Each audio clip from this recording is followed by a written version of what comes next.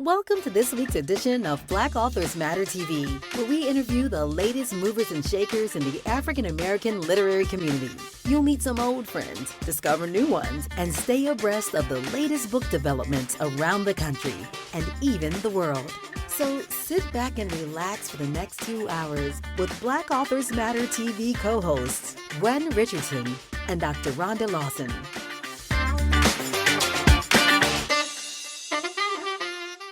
Good evening and welcome to the September 10th edition of Black Authors Matter TV.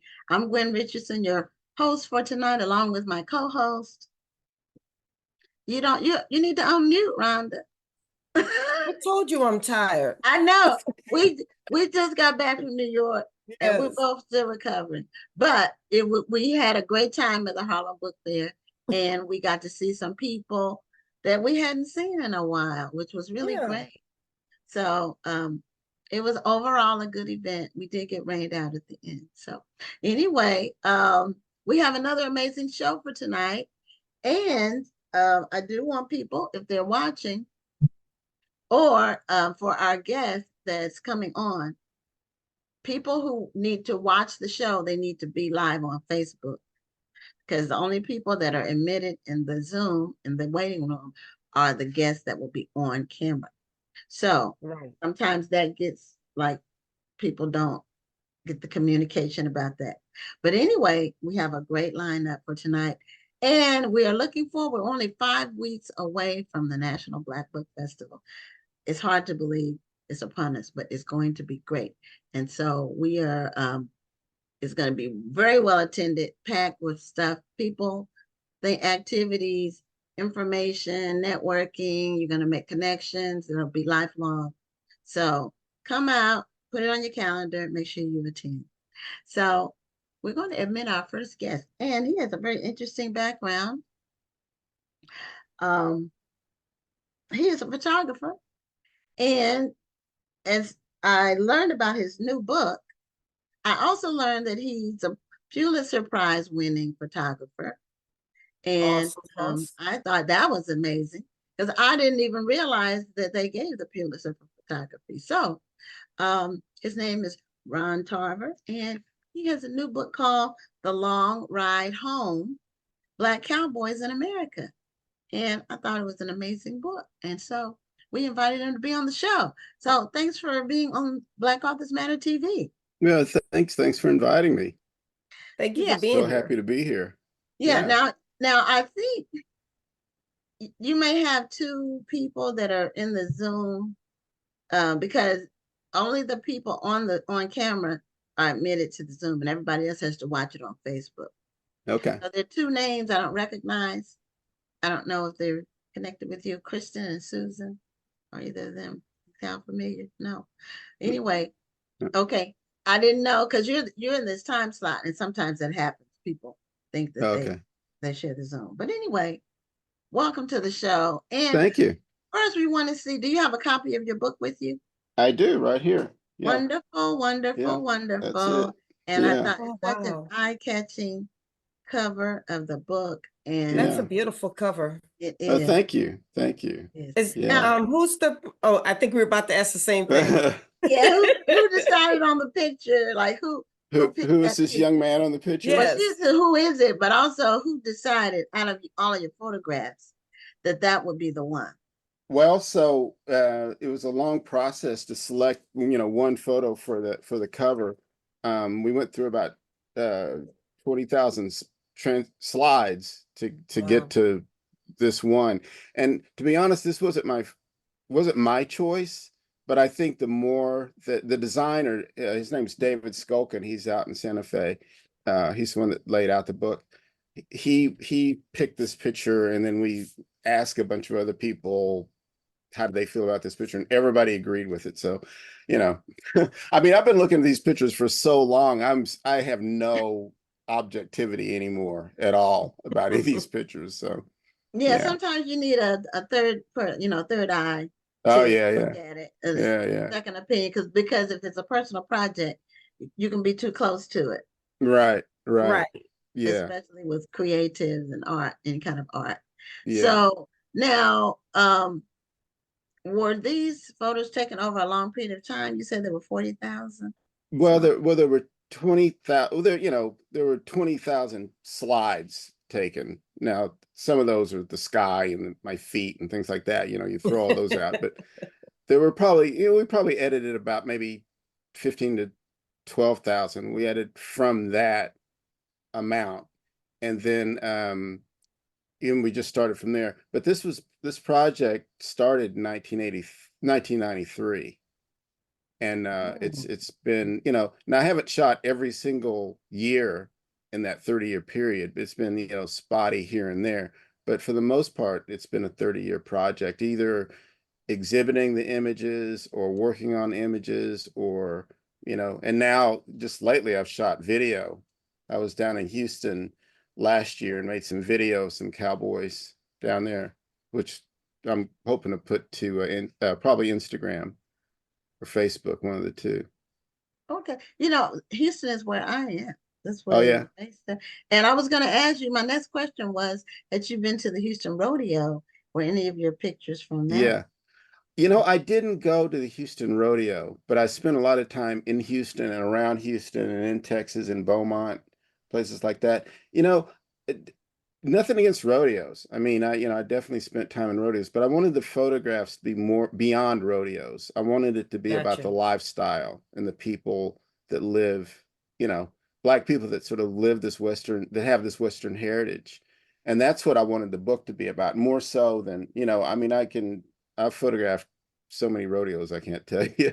So this is like the everyday life of a Black cowboy. Exactly. And the Black, just Black people, just, I mean, I grew up in Oklahoma, and so I had relatives that had ranches, and, there was a rodeo arena just a couple of blocks from my house, literally, so, I grew up, riding horses, like the people that had horses right across sort of the alley from us had horses, so we would go out and ride horse. It wasn't I didn't even think about it. It wasn't anything like, it wasn't a question to me that there was a such thing as this Black experience and Western experience. But it wasn't until that the story ran in the Philadelphia Inquirer. I did a story in the Philadelphia Inquirer on Black cowboys in Philadelphia. And when that story ran, I got more letters from people saying, we didn't know that there were Black cowboys, Wow. And I was just flummoxed. I was like, how can you not? It just really took me aback that people were so responsive that way. Not that they were negative, but they just didn't know. Mm-hmm. So I asked my editors if I could go out and maybe do a thing for Black History Month. They cut me loose, and I did stories for Black History Month. We did a 5-part series, and then National Geographic saw it and asked me to shoot it for them. So I shot it for them. So it just kept rolling and rolling and rolling that way, and that's how I got built up so many slides. Wow. I'm just wondering how, with so many photos, how do you narrow it down to the ones that actually make the book? Because it just seems like it's like choosing your favorite child, because all of them have a certain beauty to them. All of them meant something to you, or else you wouldn't have taken the photos. Yeah. I mean, I could show you. I mean, I have books back here just of, I went through so a lot of this happened during COVID. And I went through and pulled out all the pictures. I had them in a big Tupperware container in my storage unit, in the little yellow boxes, so I pulled them all out and just started scanning them, just scanning, and then cataloging everything in a database, and then matching those up to the actual slides in a notebook. So, I mean, I could show you a notebook real quick. Excuse my studio. This is where I live. It's no. We get to see your home where you work. Yeah, this is You're lucky you can't see all the mail behind me. Yeah. Right. Most people where they work isn't necessarily pristine, Oh yeah, no. This is far from pristine. But I say a messy studio is a happy studio. There you go. But so these are some of the slides. So this is just one book, and they're all numbered. Oh, okay, wow. So, and then back there are more books. So we just started going through them, and you know, to get to your question, it was really I guess I had a friend help me with it. Her name's Elizabeth Chris Chang. She was a editor at National Geographic, and she had recently retired. I asked her if she could help me with editing through everything, and so we just started going through it and making little folders on the computer, and you know, doing it that way. And we got it down to about 500, and then from there it got really tough, because that's when you know, the old saying goes, you have to kill your darlings. That's when you really have to you know, get down to that 150. That was tricky. So, you know, and there were some pictures that I had fallen in love with, and that nobody else saw a potential in for the project that we wanted to do. So I had to let some things go. But I think it turned out really well. You know, the book's not in any sort of narrative structure.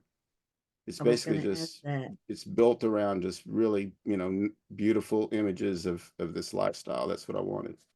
And all of the photos are captioned? No, they're not. Oh. They're not. They're all so if you see this, they're all, you know, they don't have any captions on them. Okay. So it just has the place where it is. Okay. So does it have a narrative on the opposite page? I'm sorry? Is there a narrative on the opposite page? No. There's no Oh, okay. yeah, that's what it it's is. a coffee table book. Yeah, it's a coffee table book. It's 9.5 by 11, I think. Okay. And it has, you know, just basically the place where it is. Okay. That's it. And did you take pictures all over the country? Did you go outside the country? Which states did you focus on? Yeah, I traveled all over the country. I went from California to Philadelphia to Pennsylvania, basically. You know, I went to Chicago, California, Texas, Oklahoma. Where were some other places? Was there a place that you went to that maybe you had no idea that there were black cowboys there and you were surprised? Well, I mean, I went there because I knew there were, you know, because I did my research. You know, I just didn't fly in without any sort of, you know, arrow to point me. Not. Yeah. But no, I just wonder if there was a city that may have surprised, like, wow, I didn't even think there was that community there. Yeah. Oh, well, yeah. I mean, for sure. I mean, but a lot of it was just word of mouth. You know, you go to a place and you start asking questions and say, oh, you need to go see Betsy Bramwell in Stillwater, Oklahoma. Yeah, I didn't know Betsy at all. Or you need to see David Cormier down in Beaumont, Texas, you know. I mean, it was just that kind of thing, you know. Okay. It was just people just saying, oh, you need to go there and do this. You need to go there and do that. So it's like the deeper you got into the project, the more you started meeting people and the more you were referred to people. oh, yeah. I mean, you know, I'm a journalist by trade. I mean, that's what I do. You know, that's what journalists do. You just sort of follow leads and go where the lead takes you. So right. And it's a community that's connected, but it wouldn't be connected to people who aren't within the cowboy network. right. You know, so once you start talking to people, they know who's prominent in their community. Oh yeah, you know, and so especially around rodeos, you know, a lot of these guys rodeo together, you know, whether in Texas or Oklahoma or Kansas or wherever, they just know each other. So, you know, it's just it's almost like one big family, more or less, you know. So yeah, people just know, they just know each other. That's awesome. Yeah. And here's something that surprises people. I'm not from here, but I've been here many years. But like, I live in a subdivision, like a fairly new development, you know, in the last 15, 20 years. But down the street is a horse farm. Oh yeah. I mean, it's not uncommon to see horses grazing next to a strip mall. You know, it's just, they're everywhere. And there's a vibrant just cowboy and horse culture. Oh yeah. in parts of, well, the whole state, but even with Houston being a metropolis, there's still lots of horse Oh culture. yeah. Well, I photographed a woman. Her name is Molly Stevenson, and she I know has. Molly. I You know, knew Ma? for years.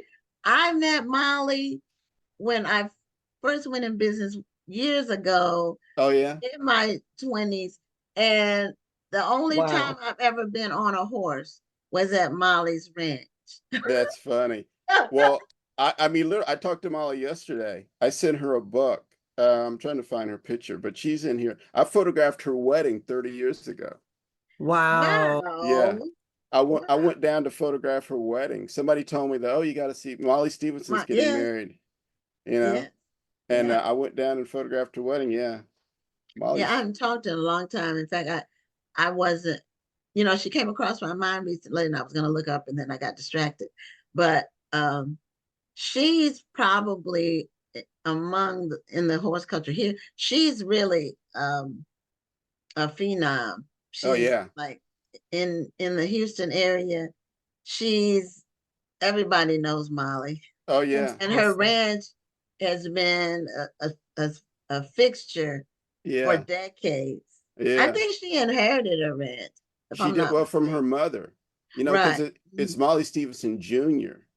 That's Okay. her real name. And her mother was, sort of the matriarch of the ranch down there. But Okay. so yeah, there's the picture of her feeding a goat. Wow. Wow. I And love this. that was during the wedding time when I was down there for she photographed her wedding. And then I went back last year, and now she raises Watusi cattle, which are Oh, just unbelievable. These cattle that have like 8-foot horns, they're unbelievable. Yeah, oh boy. Yeah, it's yeah, just it's a small world. yeah, It is a yeah, small world. yeah. So in your book project, how were you able to get the interest? Like, did you have any difficulty getting a publisher interested in a book Ugh, along these lines? I won't even start to tell you how difficult it was to find it. So when I first started this, when I first got it in my head that I wanted to do a book, I had done a book before. I'd done a book on African American veterans that with a friend of mine. We did a book that did really well actually. It was published by HarperCollins, so it was a big commercial press. And so I thought, well, I have some street cred now. I can, go out and I can pitch this project again. When I first pitched it, I couldn't get anybody to look at it. In fact, I had one editor in New York tell me there's no such thing as black cowboys. Wow. And I Wow. said, well, I got about Wow. 20,000 slides that says there is, you know. Wow. And then when I tried it again, I started pitching it again and got the same response. One person in New York said, with a big publishing house, said that I don't think this has legs beyond the Hudson River, meaning that nobody'd be interested in this beyond the Hudson, which meant in speak and that kind of speak meant that he just didn't want to do it, Right. and you can imagine why. So it's just it's faced a lot of negativity to the point where I just pretty much gave up after a while. I think that's maybe we could thank the book and then ultimately the TV show Queen Sugar, because it put more of a light on African American rural life. Everything is not urban and cityfied, so to speak, that there is actually a vibrant community of African Americans who are living Yeah. on farms, who are tilling the land, who Oh yeah. are real cowboys. So Yeah. I think that this book kind of adds to that narrative, and it's very surprising to me that even after the popularity of Queen Sugar, that there are still people who believe that there aren't black Oh cowboys. yeah. And I just think some people just don't want to see it. Right. I mean, if you think about like how the legend of the cowboy sort of developed in this country with, John Wayne and all the Western movies and stuff like that, you didn't see black people in there. There were a Yeah. few there were a couple of black Westerns actually, but they weren't in the mainstream. You really have to look for Right. them. So the idea of the if you look on Amazon now, the two top selling photo books are cowboys, but they're cowboys like out in the plains, out in the rain, sort of that mystique of the cowboy. Or it Right. might be because of the Right. popularity of Yellowstone too. Well, yeah, I mean, The yeah, show. but cowboys To do with have, that. it's always been a popular subject, Yeah. always. Mhm. But I think when you throw black people in there, it kind of disrupts the apple cart a little bit, you know. Mhm. And Yeah. our legacy wasn't necessarily out there on the big plains. I mean, we were working in the stockyards and things like that. We were doing the dirty work. That's where the whole cowboy came from. Right. And so we were out there doing the work. We weren't out, wearing the real fancy chaps and herding cattle across the plains and stuff. I mean, we were doing some hard work, you Right. know.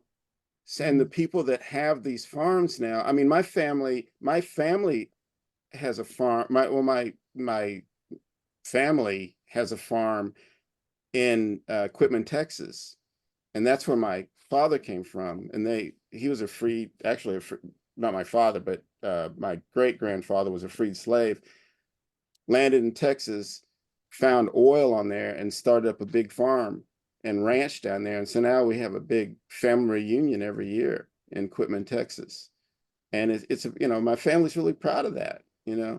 So, but it's not like out in Wyoming with like, a ranch the size of Rhode Island. It's 400 acres that they worked. Yeah, that's a And lot of acreage. that's a lot of Yeah. acreage, but still.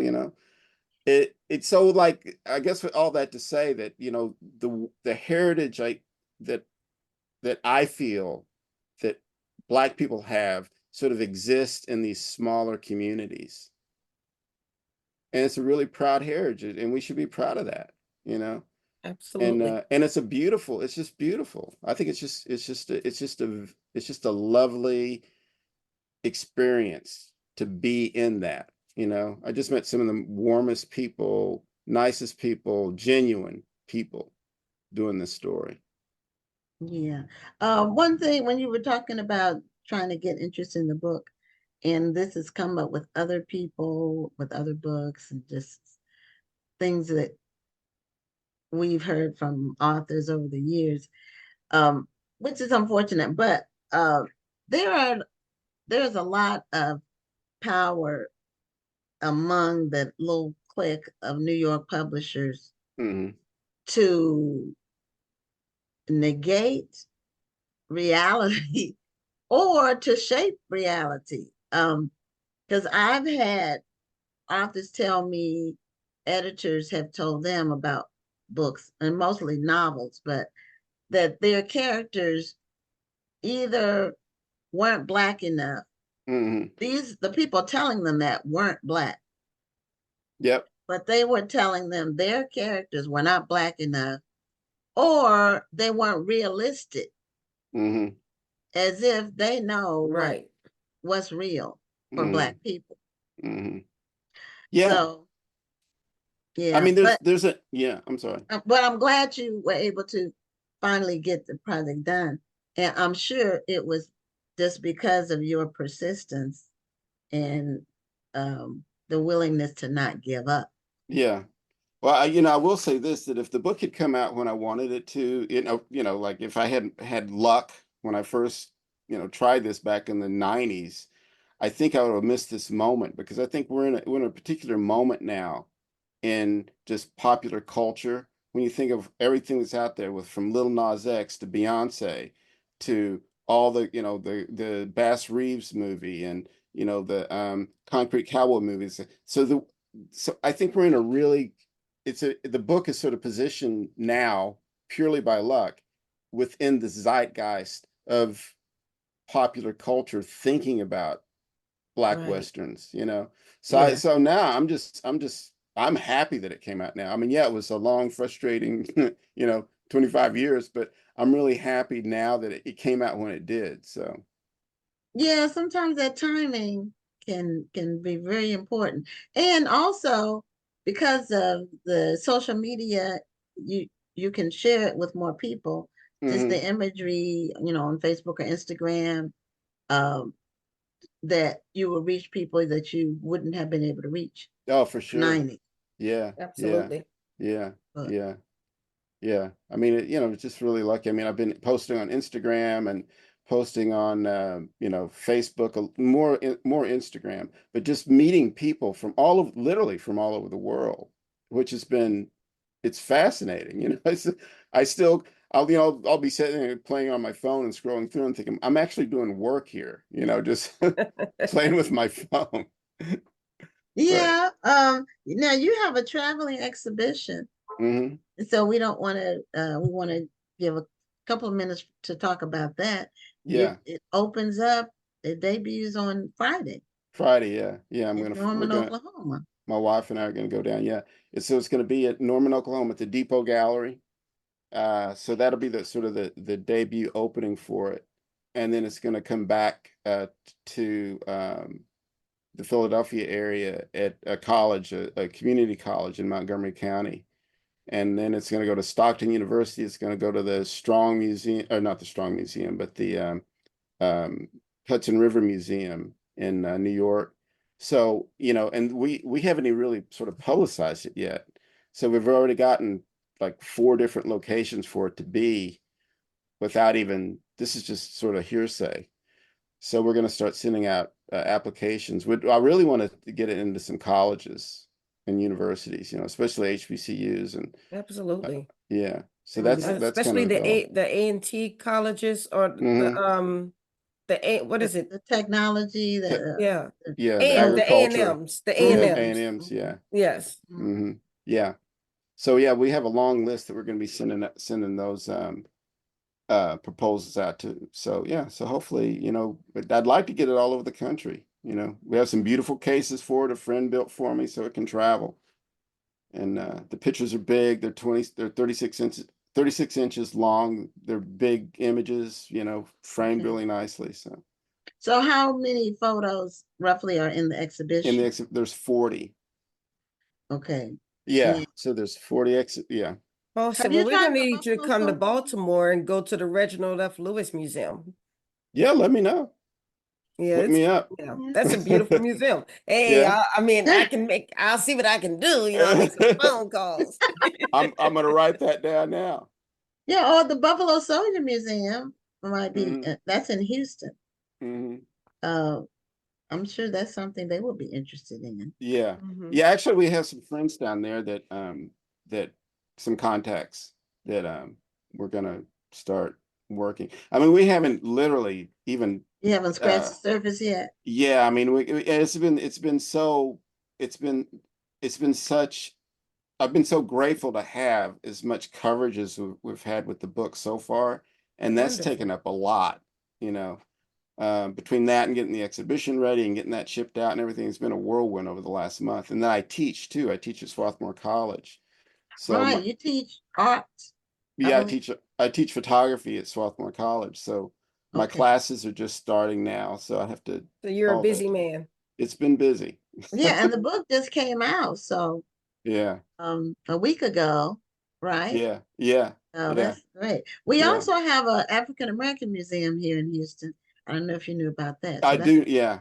Okay. So Yeah. We have a little African American museum too over in DC. It's just a little small building. I've heard about that one. Yeah. Yeah. I've heard about that one. Yeah, I was thinking about that too. So Yeah. show the cover of the book one more time and just for our audience. So if they want to go out and purchase this beautiful book about Black cowboys. Yeah. The Long Ride Home. Long Ride Home. Yeah. And it's congratulations on All releasing. right. All right. Well, thanks so much for having me. This has been fun. I enjoyed it. Thank you for being here. We appreciate all you're doing. And I need to get a copy of that book because the pictures are just beautiful. No, thanks. I'm trying to think of who to gift it to. That's what in my mind I'm thinking keeping about. it. Yeah. I have a great night. All right, you too. Thanks a lot. Bye-bye. Okay, bye-bye. Okay, that was about the Black cowboys in America. It's an amazing story. So our next guest is, he goes by the name Donnie P. I'm not sure what his last name is, but that's what he goes by, Donnie P. And he is an entrepreneur. He calls himself a serial entrepreneur. And he also is a coach, a professional coach, and a successful business owner. And he has an intriguing business that he does, and it's in the area of cannabis. And I'm wondering about that because he's in Houston. So So I you gonna believe drive over you're there? based in Houston. And so, no, I wanted to know how you get around the laws. But anyway, and he's going to be at the National Black Book Festival. So you'll see him again, Rhonda, next month. Okay. He is going to I'll be looking for you, Donnie P. Book. Thank you. I'll be for you also. So welcome to Black Authors Matter TV. Thank you, Gwen, for having me. I love to talk about my book, and I look forward to this fabulous interview I'm about to have. Okay, we're looking forward to hear what you have to say. Yeah, your book is Health and Wealth is Always Green. And I don't know if that's is green a metaphor, or I thought he was talking about money, but I think he might be talking about cannabis. Be talking about something else. So anyway, first I see I guess that's your book cover behind you on the wall. Yes. Okay. And it came out a little less than a year ago, so it's still fairly new. And tell us what the book is about first. And well, what made you write the book. The book is about basically how me and my brother got into the cannabis industry over in Louisiana, where I'm from. And it's medicinal use cannabis where our clients go to a doctor and get a recommendation in order for them to come by our dispensary and get cannabis to help their medical condition. In my book, I go in great lengths on how it was very successful in the marketplace. And I teach people, if they want to get into the cannabis industry, I break it down from start to finish and how they can scale their business. And basically, that's what the book is all about, is having a fabulous run on Amazon, sold in multiple countries, Italy, France, Germany, Canada. So it's doing more than what I expected to do. Well, that's always from Louisiana. good. Yeah. Excuse me? I say you're from Louisiana. Yes. Me too. Which part? I'm from Jeanerette. Oh, Jeanerette. Okay. Yeah, I've not been there, but I'm familiar. Yeah, south of Lafayette, Yes. little small town. You're not missing nothing. No, I'm from the big city. I'm from New Orleans. Oh Lord.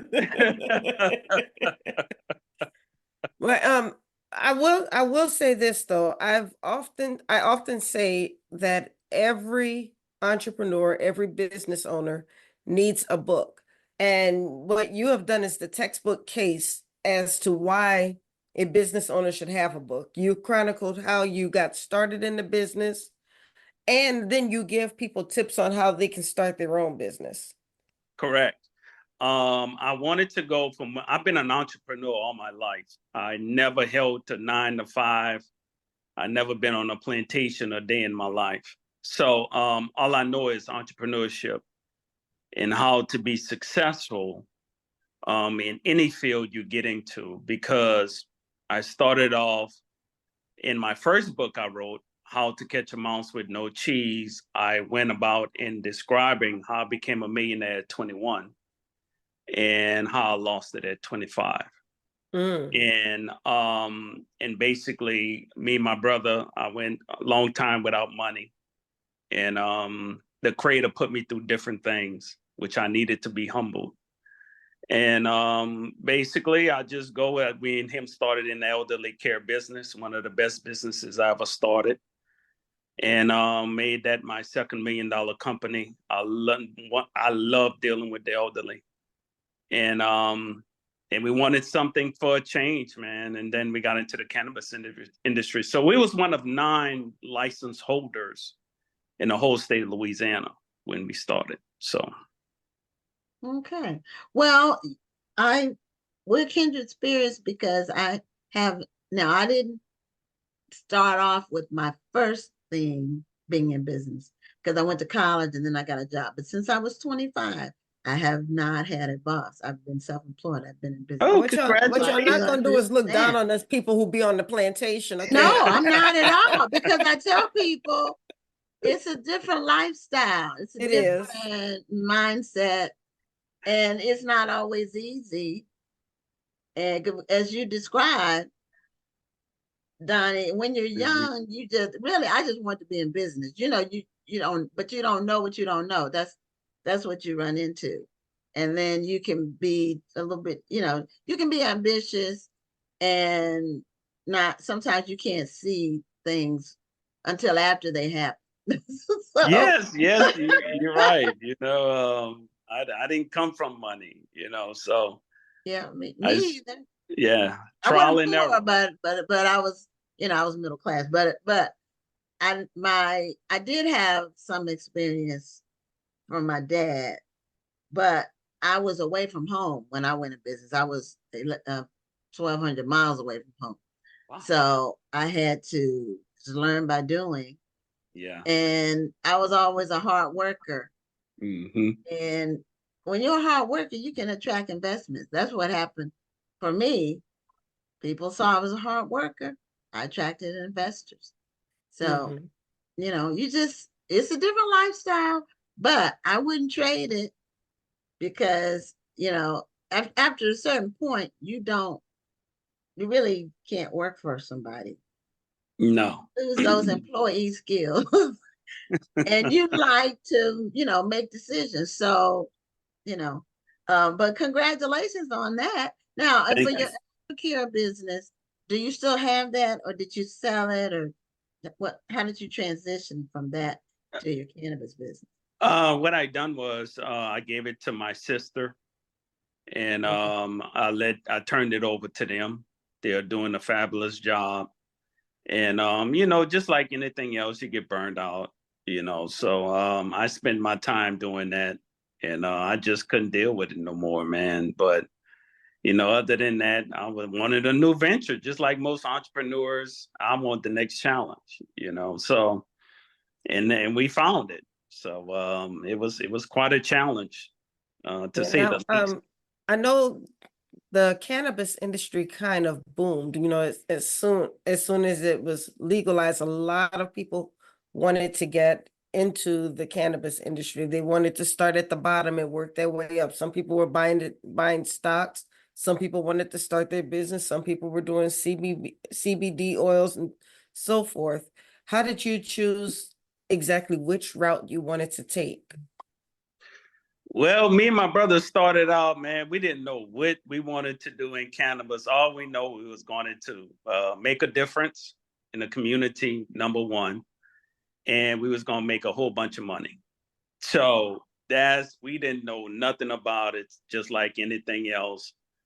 So one of our good friends, old friends, one of our brothers called us, and I say, man, y'all want to get into the cannabis business? I'm like, okay, cool. Because, we grew up in country hood. I grew up around weed, what I'm saying? So, it wasn't new to me, So he's like, man, do y'all want to get into it? And he was like, yeah. Because Louisiana is divided into regions. So, and because we from the Acadiana region, that spot was already taken. So we done the Houma region, man, and it was very competitive. They had people there that had way more money than us, And man, we gave great presentation, and the state loved us, and we was one of the best presentation ever seen. So it was a lot of hard work, and it paying off right now. It didn't pay off in the first couple of years. Me and my brother didn't get paid for like 4 years. So just like any business, man. So it was rough starting off. So how did you stay encouraged to go without getting paid for 4 years and you stuck with it? What was it that kept you going? Number one, what kept me going was the creator. Two things was the creator and discipline. Those are the two things. When nothing goes right, you got to have faith. And once you have faith, everything else is going to fall in place. A lot of people talk faith, but they don't really know and understand it until you put in circumstances that's really going to challenge you. So, in discipline, as a business owner, I mean, I've been through the struggles before. It wasn't nothing new. It was hard, but I'm like, we're going to stick with it. We're not giving up because we know that license was very valuable to have. So, and that's what made us keep going in the industry, man. And it just picked up, because it was highly regulated, highly regulated. So. So when you got your first start, you said you had to do a presentation to the state. I guess it's some kind of state agency or yes, that licenses people to sell the medicinal cannabis. Yes, Louisiana Board of Pharmacy. Yes, we done a presentation in front of her. And then how long did your license last? Before we got notified, we've been awarded. After the presentation, it didn't take long, but about a month. They had notified all the awards that was given to each company. I still have that. They wrote it in the paper. I laminated it and mounted it in my bedroom. It was a big accomplishment to even get that far in the process. So, what I meant was, how long does your license last? Oh, it lasts every year. You got to renew it. Okay. So it's not It's not like a 10-year. It's not like a 10-year thing. No. Like you can renew it. There's people who's not going to get you out of business because, they know how hard it was to acquire a license. They're not like any state agency, no Medicaid, Medicare, or stuff like that. I've been in that industry. But, you just renew it, you pay your fee, and you keep going, basically, unless you sail on out, because they got two people that sold their licenses, their companies. Okay. So do you all grow the cannabis, or do you all get it from the grower or whatever they call it? Are you all a distributor? Are you all a retailer? What part of the chain are you all in? We are in the retail chain. In the state law, we can only buy cannabis from two companies. It was ran by the universities first, LSU and Southern universities. So the state kept the money inside the two universities, and we deal with Good Day Farms, and the Liberal Healthcare deal with Southern University.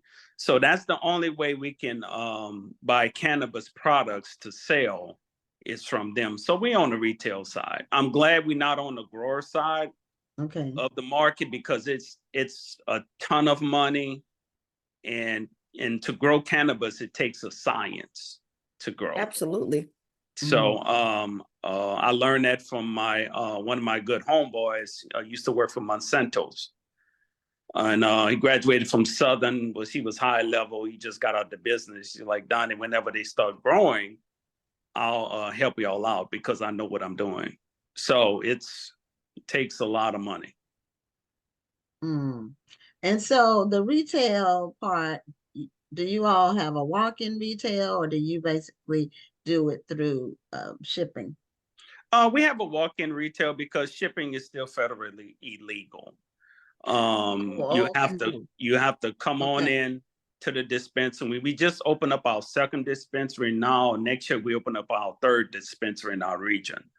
So right now, we're scaling the business. That's how good the industry is. Okay. And so to mail it is still illegal because that's through the mail, federal. Yes. Okay. Yes. Just want to get some facts out there for people who may be interested. Yes, absolutely. And that was the reason why I asked the question that I asked earlier, because there may be, such as myself, I when jumping into the cannabis industry first became popular and everybody was talking about doing it, I had no concept of how they were doing it. I didn't know if they were trying to grow it themselves and then sell it, if they were trying to import it, or what they were selling. I didn't know what they were doing.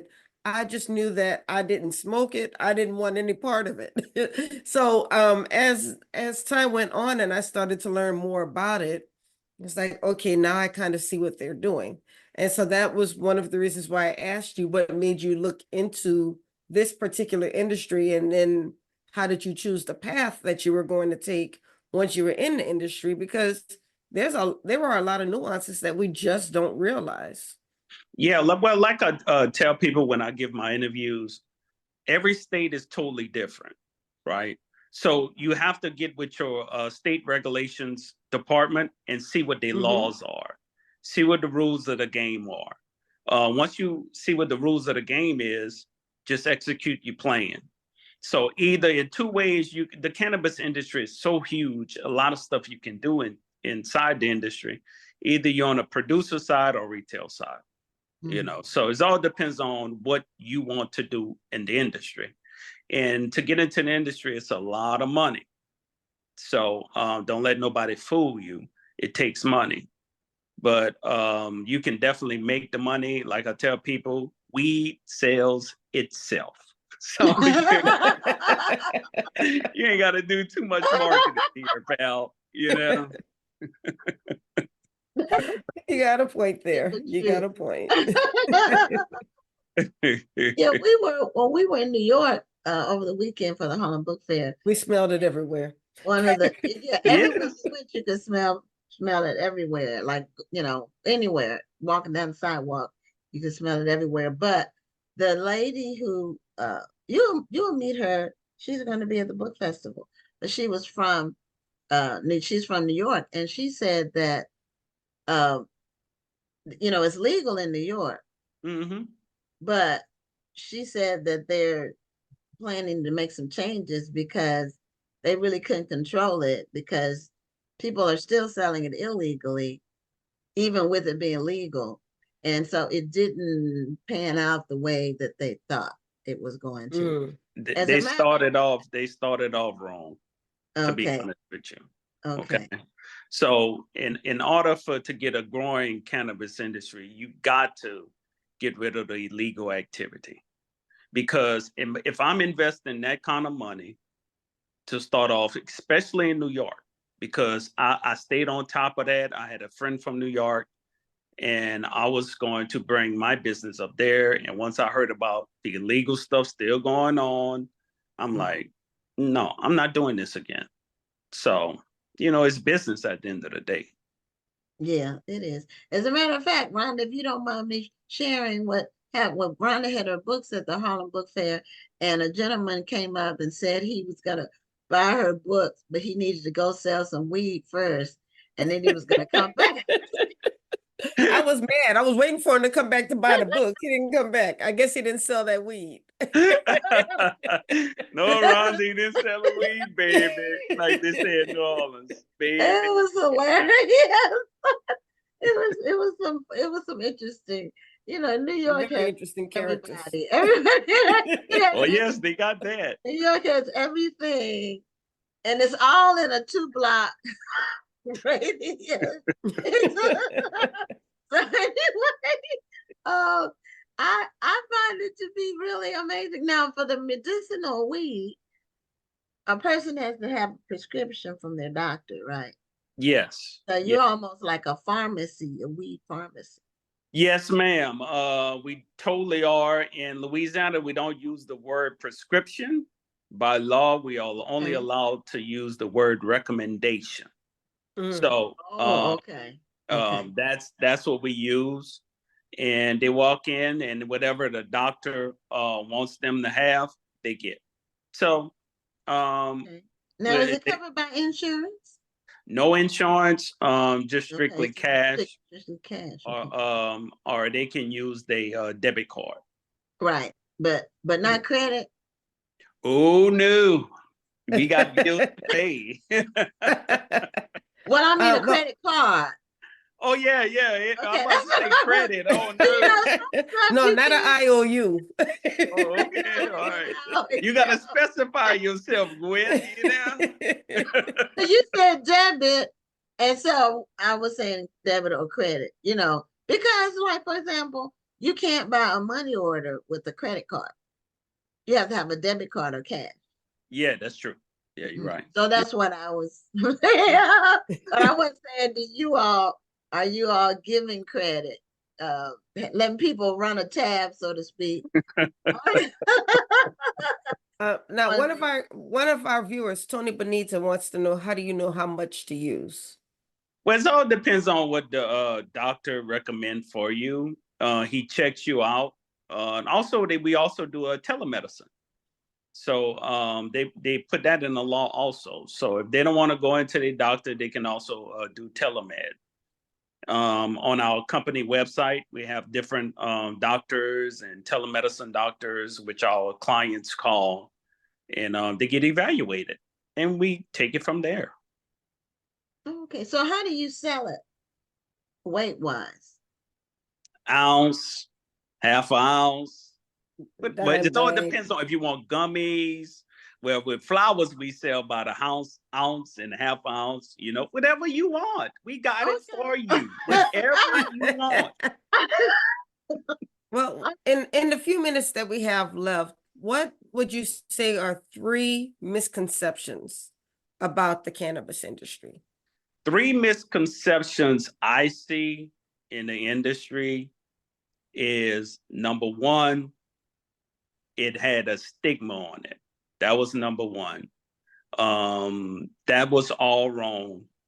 The amount of people we helped is amazing. I'm very happy about it. I don't really care about money. Money come and go. But helping people make a difference in their life, that's really what it's all about with me. Number 2, the misconception is the effects it has on the body. That was another misconception. Oh, they get high, they lose their mind, or they go crazy. No, that's not true. Always keep an open mind, do your research. They got a lot of information, medical information on the internet you can look up. And number 3, the misconception is it's a closed market. They don't want certain people in the industry. No, a lot of people, a lot of regulatory bodies want a lot of people in the industry, especially minorities. That was another misconception. Oh, it's only for rich people and stuff like. No, if you give it the right people, you can get into the industry. So those are the 3 misconceptions about cannabis. That and one more I want to add is a lot of doctors want to give cannabis to their patients, but it's still federally illegal because doctors know the benefits of cannabis. A lot of people want to get off those pills, and cannabis can be a natural healer for them. So those are the misconceptions about the industry.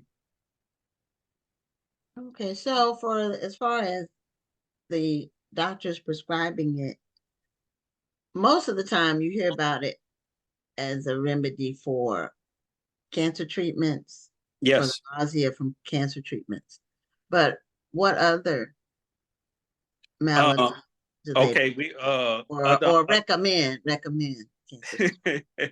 Also, we have PTSD, eating disorders, arthritis, insomnia. You can't sleep at night.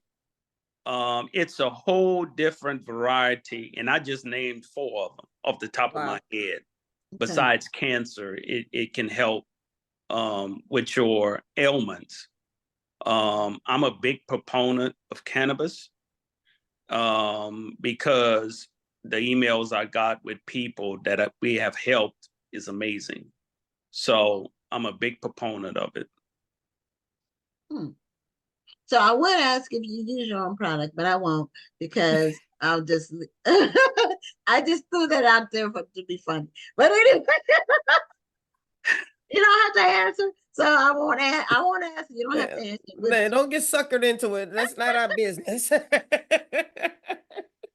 I'm not going to entertain that right now. I'll tell you when I see you. Okay. All right, now, speaking of seeing us, so you are coming to the National Black Book Festival next month. I can't believe it's already next month. Isn't it? I mean, it's time goes by fast. No, so I'm guessing you're bringing copies of your book. Are there any other surprises or anything we should know about? I'm gonna bring copies of my book, and also what I'm gonna do is I'm gonna give away like 50 to 100 copies of my book. Just give it away for free because I want people to be entrepreneurs and learn from me. And if you don't believe me, go on Amazon, look at Health and Wealth is Always Green, and you can read other people's reviews about my book. That way, with some people, we have to show them rather than tell them. So I plan on giving away my book at the show, at the book fest. And also, if people want a signed autographed copy of my book, they would have to pay $10. So, but other than that, if they don't want a signed copy, I'm giving it away for free to the first 50 people. So it's free to the first 50 people, but if one of those 50 people wants a signed copy, they pay $10. Yes, ma'am. Okay. Yes. And does your book tell people how to get into the cannabis industry? Is that what the main theme of the book is? Yes, it does. The first part tells you how to get into the industry. Second part, how to maintain. Once you get into the industry, how to maintain it. And the third part is how to scale your business, right? How to grow it. And because it's a very lucrative industry.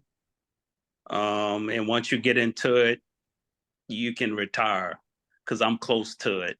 So other than that, man, but I'm an entrepreneur by heart. Well, yeah, entrepreneurs don't retire. They just look for another opportunity. Yeah, I'm an entrepreneur, man. We call ourselves retiring, but we don't.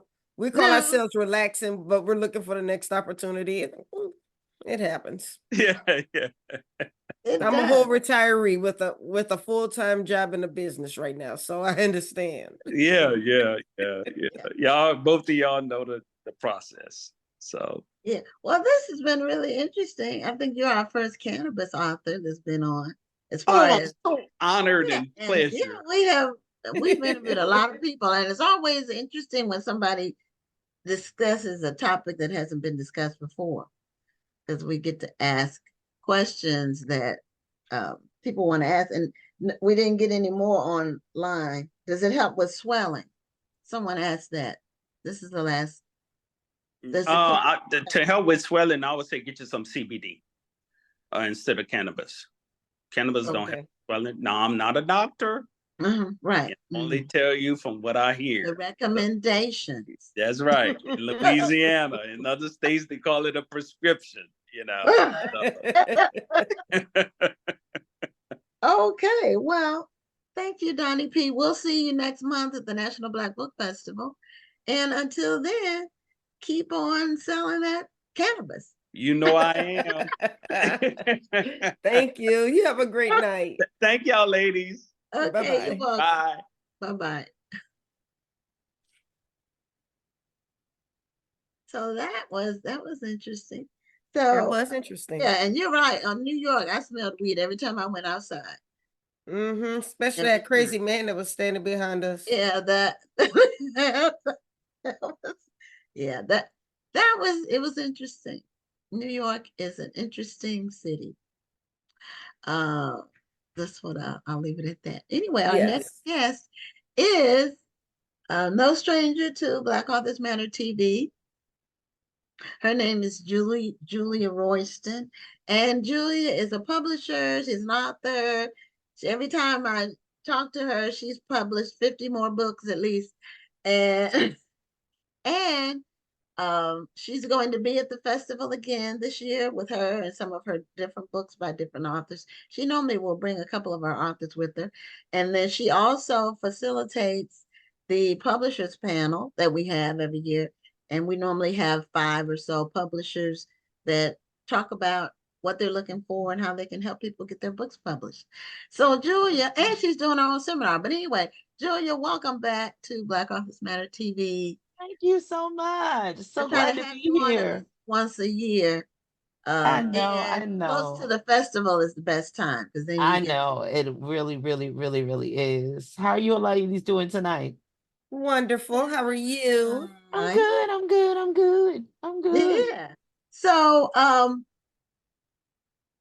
tell people what BK Royston does. BK Royston Publishing. Okay, so BK Royston Publishing is a full service publisher. That means I normally tell people I can get the idea or something you've been mulling around in your head from idea to Amazon.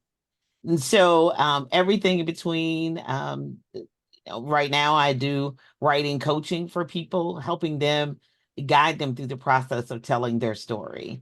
Some people, of course, come to me with the story already done. Some people come to me, the story's done, the story's published, but it's not selling. So we do everything a little bit in between. BK Royston Publishing is 17 years old and is the faith-based and family-friendly. That's where the children's books and the inspirational books are, and everything faith-based and family-friendly. Royal Media and Publishing is my second company. It will be 8 years old in October, and that's where the mystery thrillers are, urban fiction, fantasy fiction, and all of that, where that is. And then the Book Business Boss Consulting is for people who may have self-published, or they need somebody with their team, or they published another way, but they still need a coach. I did it on my own. It didn't work out so well. Help, Julia, help. So I worked with, I'm kind of a la carte at times. And so I work with people from all aspects, from those who traditionally published and then they want to self-publish on their own, or they want to be independent and they want to go back and forth and do a multiplicity of things. So my tag is I'm helping you get your message to the masses, turn your words into wealth, and be a book business boss. I like the fact that you have segmented your publishing services so you can help a variety of authors, but you're very specific about where those authors fall. Yes. How far were you in your company before you realized you needed to make that separation? Even though Royal Media is 8 years old, and then of course, so that's like 9 years in, but really they started asking me about 5 years in. And so I had to really, seek God about that, because I was, I'm a faith-based person. And I was like, I don't want to publish anything that is, discrediting my faith at all, and so I'm very specific about what I will publish and what I won't. I have Cadence Royal is my pen name on Royal Media and Publishing. So that'll tell you. So my government name is on BK Royston Publishing, and then my pen name is Royal Media and Publishing. So I'm an author there too as well. So therefore it was about 5 years. I mean, first off, it was like a whole 2 years before I published the first person, because I kept saying no. And then 5 or 6 years, they saw the brand, and that's kind of what we're going to be talking about. But they saw what I was publishing, and they realized, I don't know if my book fits in there. I mean, will you look at it? Yes, but I didn't have a brand for that. I really wanted it distinct. Slice and dicer, mystery thrillers, murder mystery thrillers, and children's books. They might be able to be separated on the same table, but the same brand, it could be, a little difficult. So probably about 5 or 6 years in, when I said, I just need a separate brand for that. You know, your customers will tell you what is coming. Exactly. They will tell you. They And will I do. think that's And a if you part listen of, to them, you have yeah. to be Well, listening. and that's you're Yeah. absolutely right, because okay, so I put all my covers down, and so to date, Miss Gwen was teasing me, but she wasn't too far off. No, I wasn't teasing you because I You know. weren't too far off, love. You weren't too far off, because I put all the things, like I've been in compilations, I've been, journals, because I'm high on the journal thing. The kids love we want to write our own story. I said, well, go ahead, boo.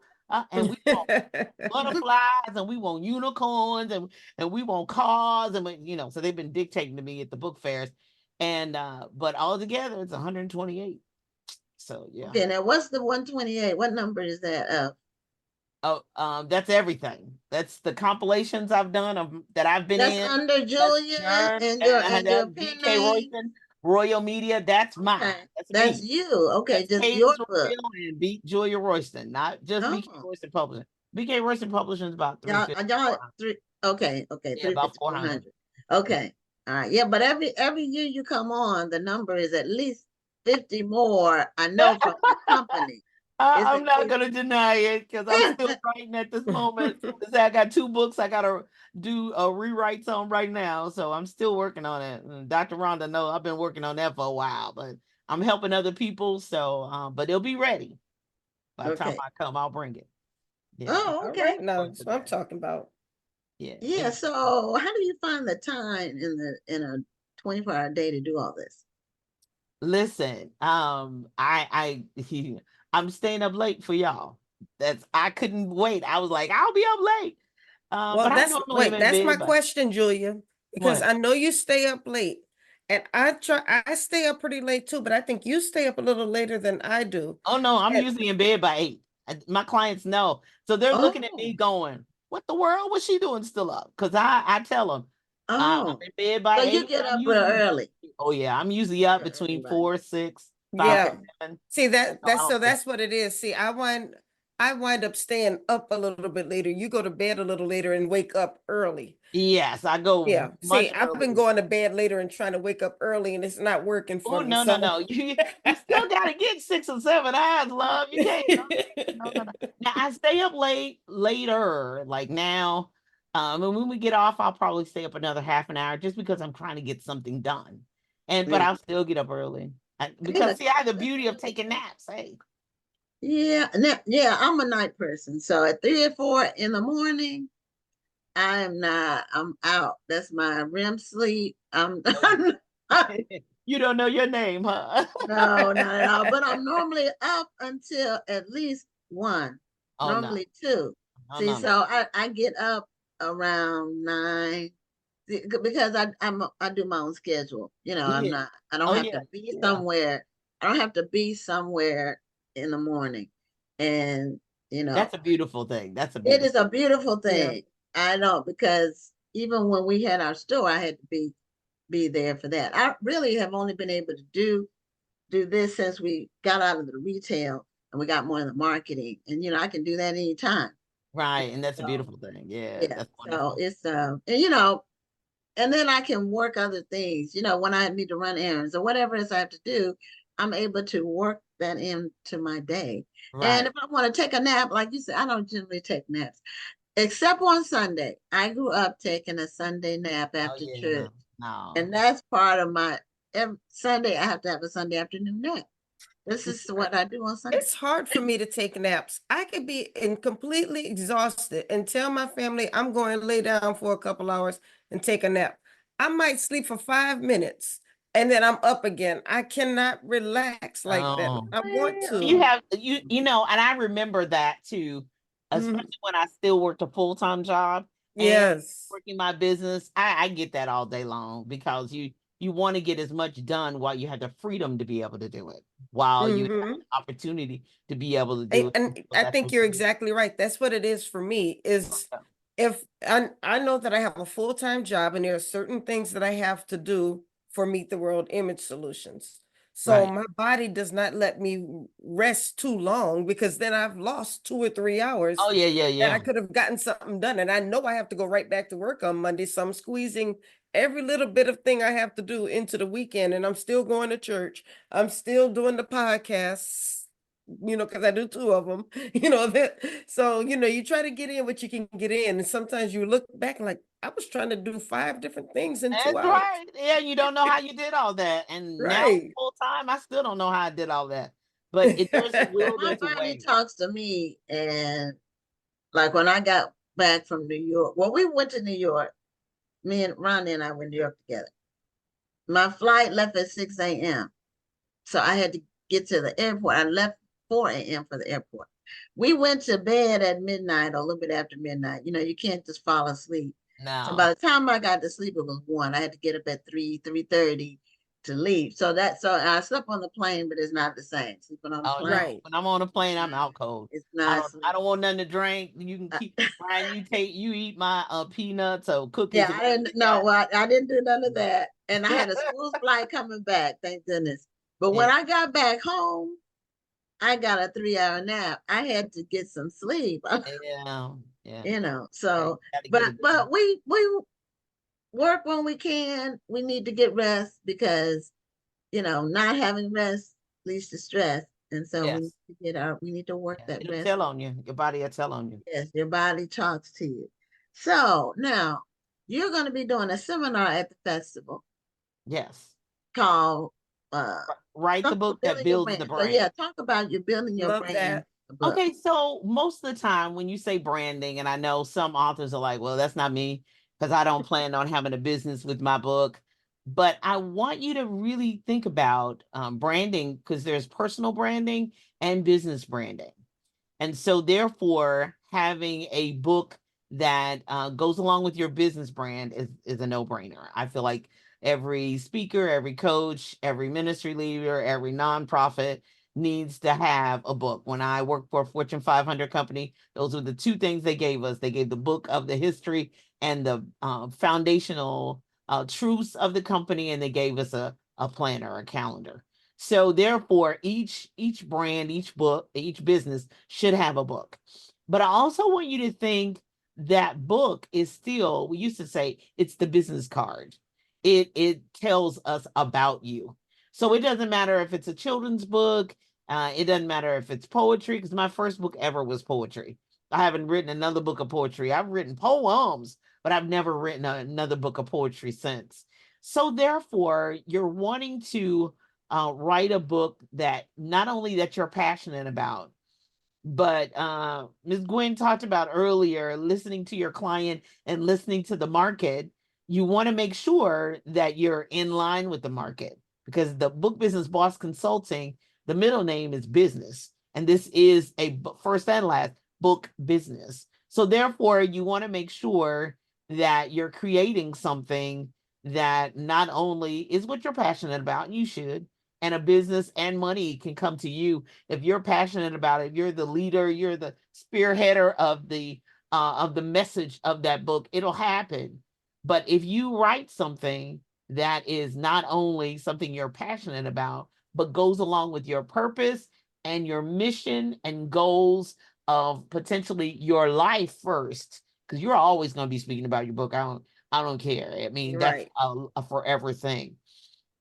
But also that this also could be a calling card for other people to partner with you.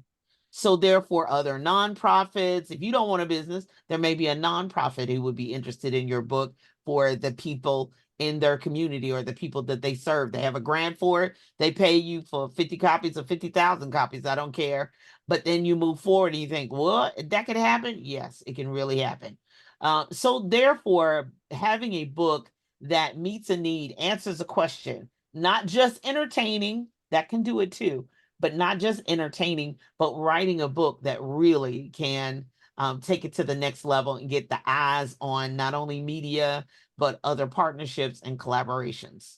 So writing the book that really goes along with your brand specifically is normally the book that people look at you as an expert. You have a level of expertise, and you start hearing people ask you that question. over and over and over and over again. So I have a brand set, write, publish, and promote that book now. Why? Because people over and over again ask me, so how do I really get started? How do I start my book? Well, Julia, what are the publishing options? And how do I promote? I got this book and it's not moving. I'm not selling. So therefore, I had something on the small level, a book that people could get the intro, foundational tools, methods, strategies on that level. So as my business coach used to and still says, you need a small, medium, and large a product or service to sell. And that book is normally the entry level. It gives us the background of who you are, who you represent, what you think. So when you read my books, you should be getting into the brain of Julia Royston. I don't care if it's fictional. You know how I think. People that I've come in contact with. Because I tell people, don't talk to me too long, because I might get a story behind it. And I'll fictionalize it, and I'll protect your idea, and I'll protect your story. But don't tell me nothing too long, because I'll transform it and take it to the next level. So I'm really wanting people to be encouraged. My husband got a call just yesterday of a major corporation laying off 6,500 workers. Okay. So therefore, and right here, fourth quarter, headed to fourth quarter. So I'm always thinking of your writings could turn into a business, into something else, coaching. And so, people say, oh, child, that's just my side hustle. Well, we found out with COVID how side hustles work and how it could benefit you. So having a book that goes along with your potential branding or next level branding can potentially, no guarantees, but potentially transform your life and existence. Who knew that one little poetry book and then that one yes in 2009 to somebody else would turn into where we are in 2024? Yeah. Now you're 17.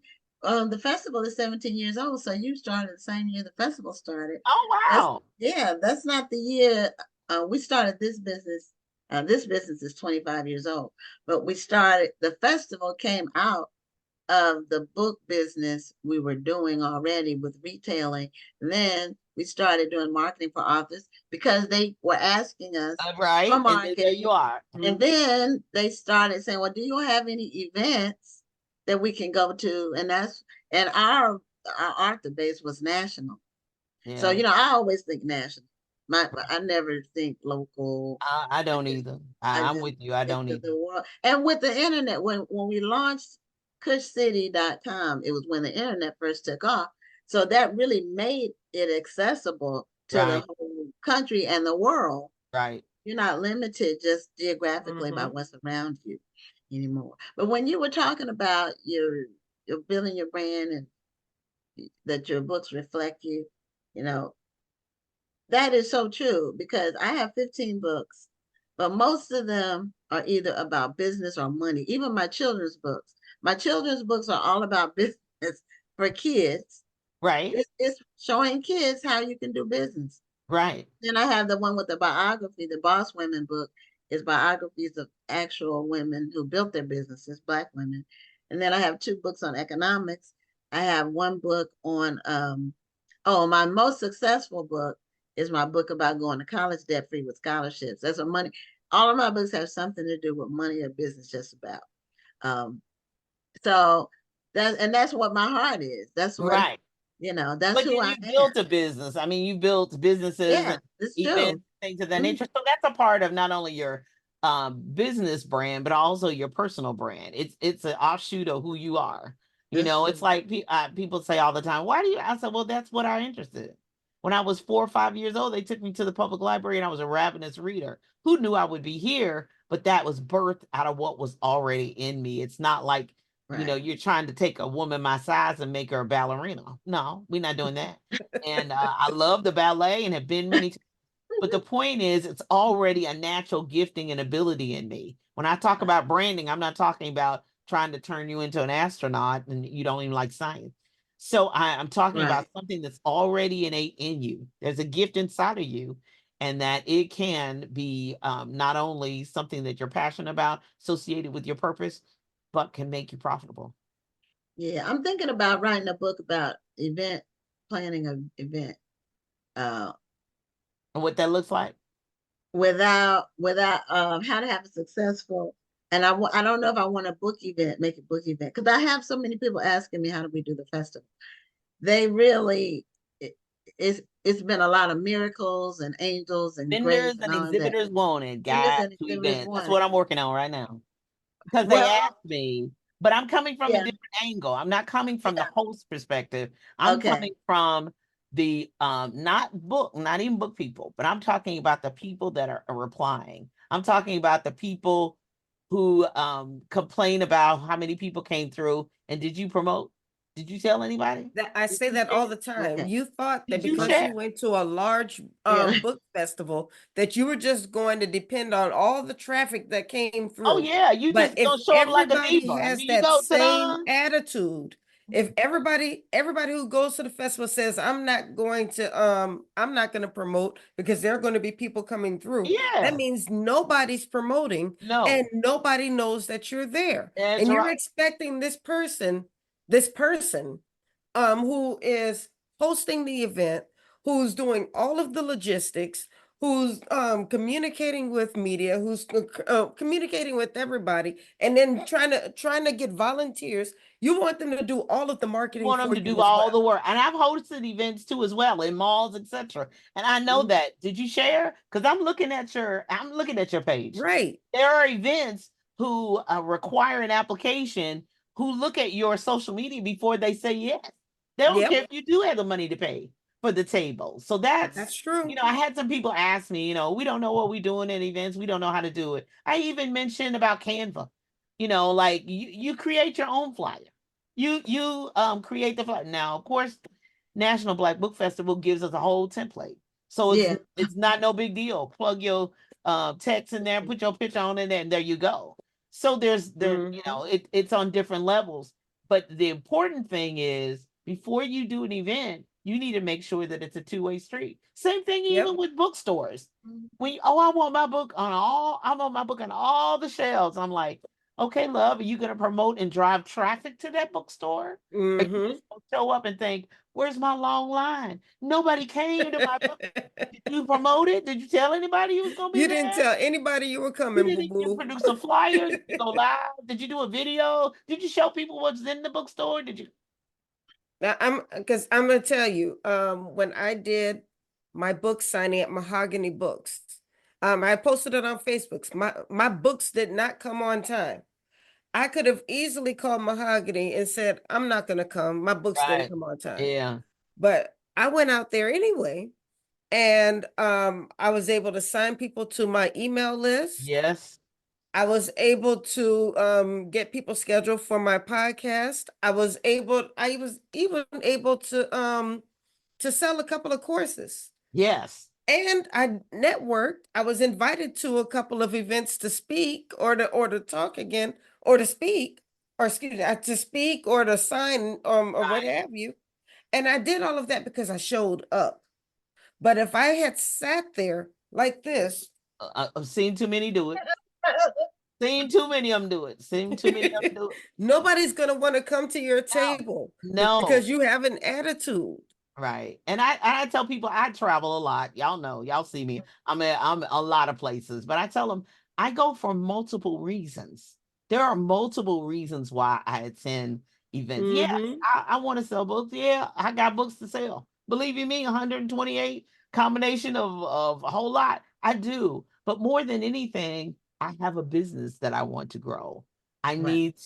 There are goals that I have that I'm Yes. 61. I'm not getting no younger. So I have goals, I have places I want to be. And sometimes I need to be in that city, not just for that event, but for other businesses in that city. So you can't just track me everywhere I go and think, well, I didn't get the same. No, baby, because one, you're not me. And secondly, you got to understand what I'm there for. I'm there for Right. more reasons than that. That's one of the main reasons why I'm at National Black Book Festival. I feel like it's me. This is just me saying this.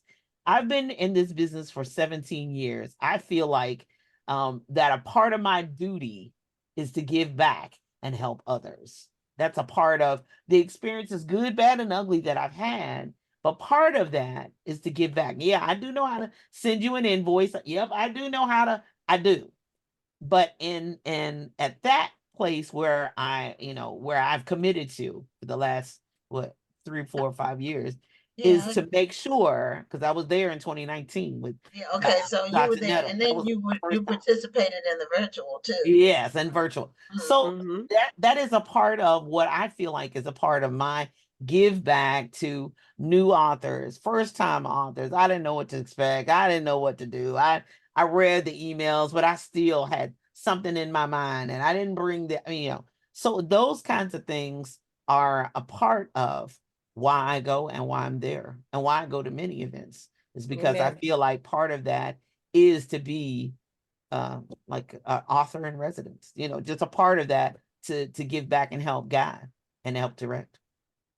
Well, we appreciate you doing that. And now see, my perspective on the book that and I have an outline. I just don't know when I'm gonna pull the trigger on it. But it's basically how to put on a large event without losing your mind or your shirt. Now that's the part that we need. We need that part too. Yeah, this is like bringing pens. People don't even bring the notebook. People don't even know how to bring up promotional items. They don't know about signage. What's the cover look like? How do you do that? The cover of the table. They don't do. Here's something else. If you don't have it in your book already, they don't bring change. No, it's in there. I just finished because if you're doing transactions, you need to be able to make change. I mean, page 142. and don't think that the organizers are gonna be a bank. And I tell people when they come up to the table, can you change 100? We're not a bank. And there are banks in the area. That's where you need to go, or you need to bring some change to make change. Because you do get a lot of people paying with cards. Yes. But you still have a lot of people who pay with cash. Well, the other piece is so if we want to network, like most of the people, I know we're going to go, but most of the people, I can't purchase their book. I can't take all them books. I have 128 of my own. I can't purchase your book, but I interview you, right? On my 2 podcasts. Okay. Right? Mm-hmm. So I interview you, but you hand me a QR code. Okay. Now I scan that, but there's still not and most of the QR codes go to buy the book, not to contact you. Yeah. No website, no Instagram. And if it does go to the Instagram page, it doesn't go to a link tree or something where you can go to exactly what you're looking for. Yes. They don't tell anything about themselves. And sometimes all they're doing is posting cute pictures of themselves. Baby, really? I'm gonna go to all these people, social media? No love. And you're gonna get an interview from me and a graphic and promotion and I don't know how to cut. No, love. I'm sorry. I'm not going to do it. So those kinds of things that I'm going from the very basic. Yes, Ms. Gwen, I need you to bring the other how to do these. Well, I have an outline. It's extensive. Well, after this one, then look at like when it comes down in the holidays, January. Of course, where you are, it's not very cold, but where we are, that's when writing time is, isn't it, Dr. Rhonda? That's when we write. December, January, it's snowing. Hey, we getting it. Let's not even talk about February. It's cold. Oh, baby. See you all, and we don't. Those are our good months. November, December, January, February, March. That's when it's nice. Maybe a jacket. Sometimes not. This depends. But we burn up in the summertime.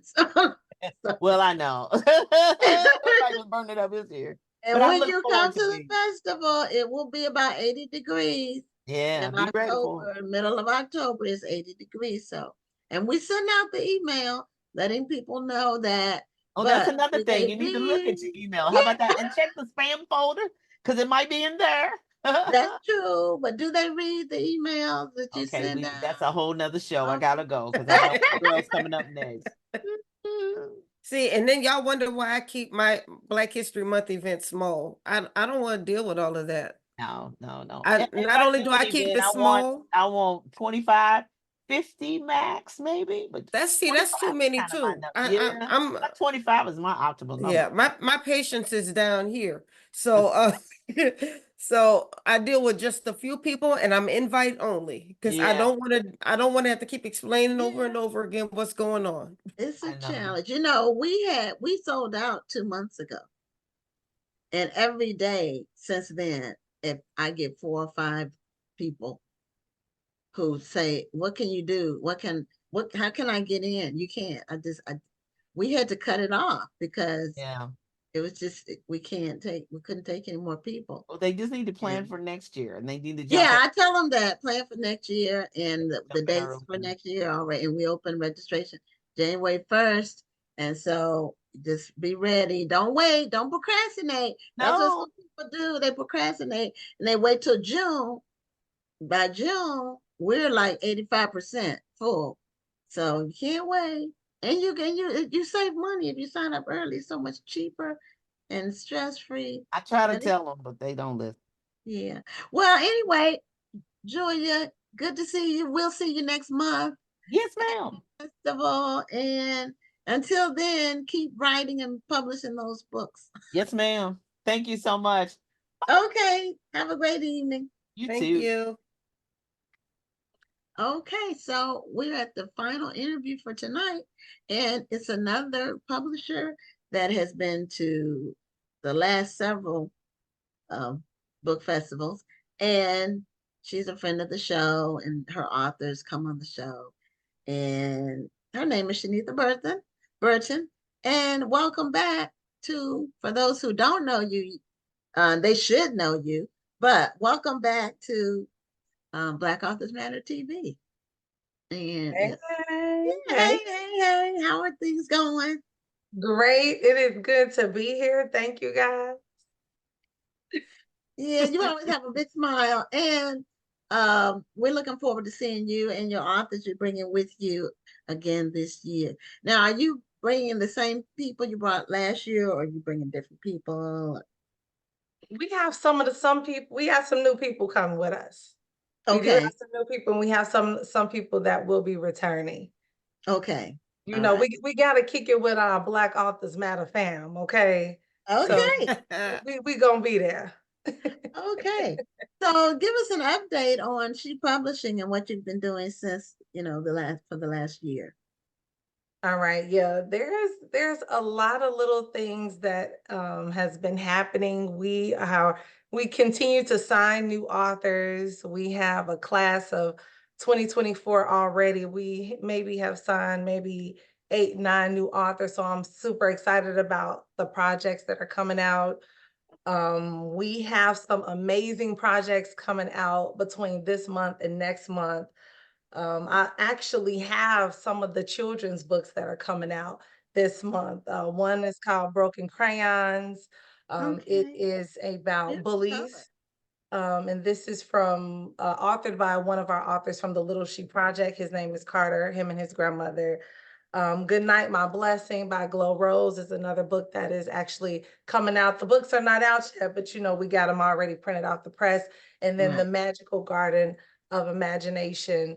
We are really promoting our children's books and authors from our Little She Project. So the Little She Project is a nonprofit that we started. And so we want to give back. That's one of our initiatives. So we do a writing challenge every year, and we publish a book free of charge for the child who wins the writing challenge. And this year we have partnered with Be the Miracle. They're also a nonprofit foundation.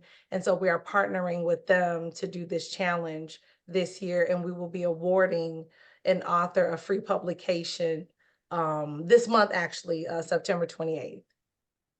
Oh, that's Nice. amazing. So is there an age range for the child author that you all Yeah. allowed to submit for the application process? Yes, so it is from elementary school all the way to high school. Okay. So it's a range. And so I want the viewers, I want them to subscribe to our B&B newsletter mag, because they will have an opportunity to see when these challenges come up. and any child can participate. And that is www.newslettermag.com. Or they can just go to our website, www.shepublishingllc.com. But yeah, we are really, you know, wanting to give back to our community. Okay, because That is amazing. It is. Were you doing children's books last year? In Yeah. this area? You were? Okay. Yeah, Okay. we were. Okay. Because I didn't know. I don't know if we've interviewed any of your children's authors on the show. No, but you look, when we get the opportunity, we're gonna send them through. You know, Okay.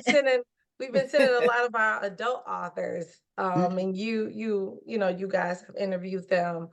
So they have, I'm telling you, these adult books, these are adult memoirs that are coming out too. Mhm. Absolutely amazing. You guys interviewed one of our authors, Star Rebel. You interviewed her, Yes. I believe, at some point, and she has an amazing book coming out next month. So Okay. Yes, well, I remember her. Because wasn't Rebel in her book title? yeah. Something? Yeah. Mhm. Yeah. I Yeah. remember. Mhm. Yeah. So when did you start She Publishing? How Uh, old is your company? it is 4 years old, actually. 2020 You is have done a lot in 4 years. yes. You know, it was COVID, and you know, COVID there did are a lot of stuff for a lot. Was responsible for a lot of creative projects that people birthed when they were shut in. truth. It is the truth, and I'm telling you, I tell people, if you'd asked me 5 years ago if I was going to be a publisher, I would have said no. Didn't even really like reading books. Okay, no. But you know, it amazes me how the different things that happen in our lives lead us to where we are today. You know, so it's definitely been an amazing journey. And not to mention just to meet others in the literary community, the literary forum. That's what makes it even more sweet. I do want to say when we come there, I will actually be promoting one of my books, which is titled Okay. From Projects to Publisher. And this is that book. Okay. And literally, I grew up in the Robert Taylor Project home. So projects to me stands for two things. Growing up in the Robert Taylor Project homes, but also the projects that I have had the opportunity to publish. Okay. So, and it's a play on words in a way. Exactly. And Robert Taylor Holmes it's really famous. I've been to Chicago. I've never been to the Robert Taylor Homes, but it's been in movies and TV shows, kind of like folklore almost. Yes. Yeah, so there's a history behind it. And I'm like, it wasn't until this year that I'm like, hold up. I did grow up in the Robert Taylor Project homes. You know, I was one of those little girls who had a dream, you know, and believed in that dream of actually going into the federal government, not even being a publisher. But yeah, so the book is actually, you know, it is for publishers. You know, I have publisher friends. You guys know I have sister publishing companies. We have two of our sister publishing companies who's coming to to the National Black Book Festival as well. But it's also for anybody who's published a book, you know. I am not only telling some of the things that I've done to get where we are in this little time, but also just telling the emotional and things that I have had to do mentally to keep going. You know, we may go through these challenges and great things, but what keeps you motivated? You know, what is your mindset? What keeps you moving forward? And so one of my quotes, because I love quotes, one of my quotes is write the book you want to read. You know, write the book that's going to inspire you because it will inspire others. Yeah, and this when you're entrepreneurial, it's a different way of thinking. It's a different mindset. It's a different lifestyle. And sometimes you need to bounce ideas off of people who are in the same space. Because if you're not in this space, you really can't relate to what a person who has to make decisions and make payroll and things like that, have the overhead, and it's different. And a lot of people think when you're in business, you have a bucket on the floor that has money in it, and it's constantly somebody is on the bottom of the bucket pushing dollars up to you, and it's a never ending flow of money. No, that's the opposite. The money is flowing out. You need to figure out how to keep some of it. Exactly. And you might have that bucket full of money, but there's 10 people trying to figure out how to take that money out that bucket. Yeah, or you just have obligations. You have overhead. If you have a business, you have overhead. Your overhead might be big or small, medium, or large. And I'll say that's especially true for you, Gwen, because people see the amount of authors who sign up for this event. And they know that each of the authors who signed up for the event had to pay a registration fee. So they're thinking that you're making hand over fist. They're seeing that, okay, well, she's doing this event at her church, so they're giving her the building for free. She's making all this money. And they don't realize the amount of overhead that goes with hosting such a large event. My event is not as large as yours, but people don't always realize the amount of overhead that goes with my event. I mean, because I take care of logistics, I take care of the venue, the meal. I create graphics for each of the authors, and people don't realize the amount of work, the amount of time, and the amount of money that goes into an event. So for me, that's, I think, the worst part for me, because I sell tickets for my event. And then when people wait till the last minute to buy a ticket for the event, and then they get to the event and say, well, why they don't have this? And why they don't have that? I'd be like, well, I could have had this and that if you had bought your ticket last month when I told you about it. Exactly. Exactly. See, we that's why we have graduated time schedule, so that the costs of the event are not dependent on the tickets, the attendees, because it is free and open to the public, but then we have our packages that people can purchase if they want to do more, if they want to get the full experience. So, but the costs are massive for the National Black Book Festival. It's a massive, and when people text me or email me or message me on social media and say, when are you going to bring the festival to X? You can fill in the blank, whatever city that is. Tell them never.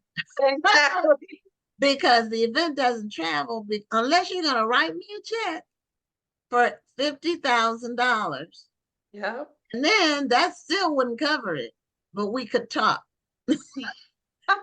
They don't get it. So then people don't get it. They just don't realize the amount of work, the amount of overhead that goes into an event. Like I said, with your event being as big as it is, I feel bad for you, because people think that because this is a huge event that you've made $50,000 off of the event.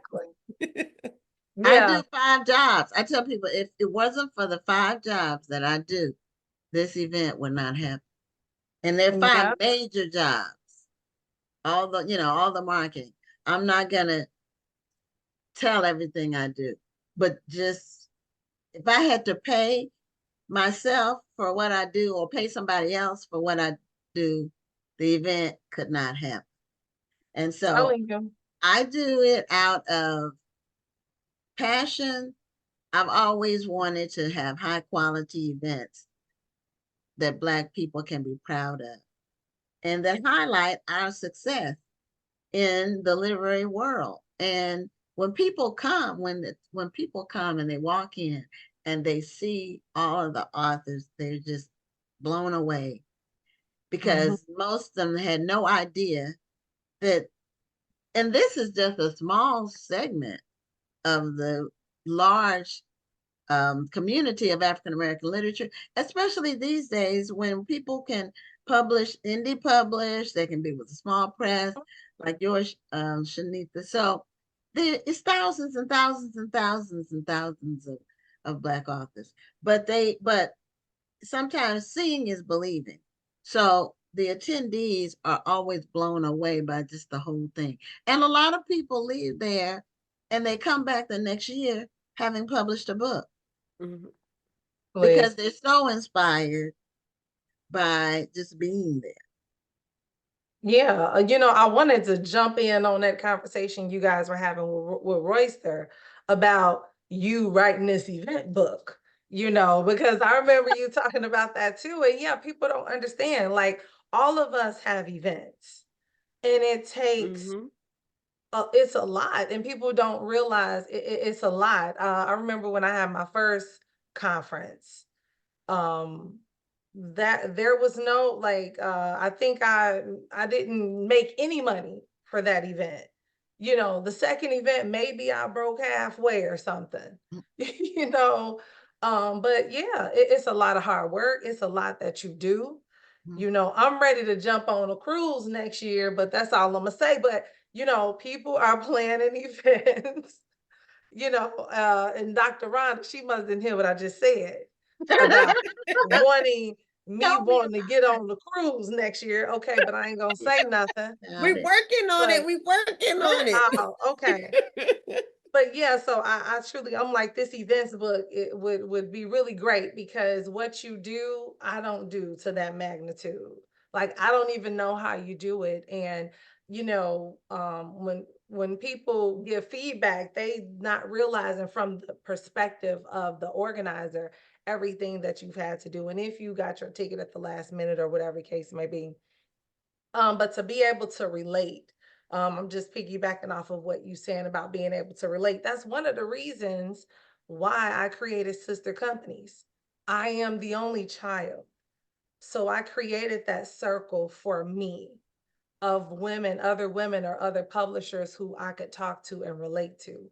And so creating the sister companies that we have, that's the reason I did that. But not to mention coming to your events, I've been able to meet other publishers like Royster. I remember the first time I met her in Indianapolis, Indiana.